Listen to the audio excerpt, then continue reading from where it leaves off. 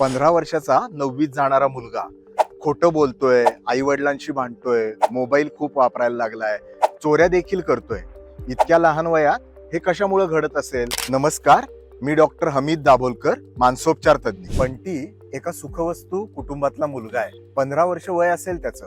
आई बाबा दोघही मोठ्या हुद्द्यावरती IT कंपनीमध्ये काम करतात. गेल्या वर्षभरामध्ये बंटीच्या वागण्यामध्ये खूप बदल दिसायला लागले. तो चोऱ्या करायला लागलाय, खोटं बोलायला लागलाय, शाळेला तर खूप दांड्या पडतात, अभ्यासामध्ये घसरण व्हायला लागलीय. त्याच्या खिशामध्ये काही वेळेला सिगारेटची पाकिटं देखील सापडली. मोबाईलचा वापर वाढलेला आहे. सगळे मित्र भांडणं मारामाऱ्या करणारे. आई बाबांना या परिस्थितीमध्ये काय करायचं ते कळेना. त्यांच्या नातेवाईकांनी त्यांना एक्सपर्ट काउन्सिलर कडे जाण्याचा सल्ला दिला.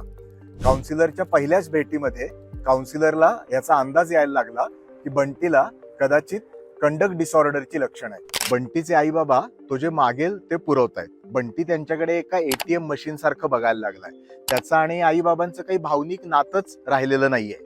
या कंडक्ट डिसऑर्डरच्या भागामध्ये बंटीच्या आईबाबांचं समुपदेशन पण महत्वाचं होतं. त्यांनी त्याच्यासाठी पैशाबरोबरच वेळ देणं, कमीत कमी दिवसातला एक वेळेला तरी एकत्र जेवण घेणं, काही बाबतीमध्ये प्राथमिक शिस्त त्याला लावायला शिकणं आणि या सगळ्याबरोबर बंटीचं समुपदेशन, यामधून हळूहळू बंटीमध्ये बदल दिसायला लागलेला आहे. कंडक्ट डिसऑर्डरची सुरुवातीची लक्षणं देखील योग्य प्रकारच्या समुपदेशनामधनं बऱ्याच प्रमाणात आटोक्यात येऊ शकतात.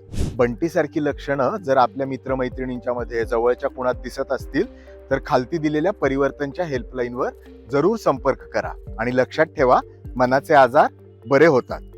यासारख्या स्टोरीज, परिवर्तन संस्थेच्या केस सिरीज आणि मानसिक आजाराच्या विषयी जर माहिती पाहिजे असेल तर परिवर्तन संस्थेच्या पेजला लाईक करा, फॉलो करा, शेअर करा आणि कमेंट करा आणि पाहत राहा मैत्री मनाशी.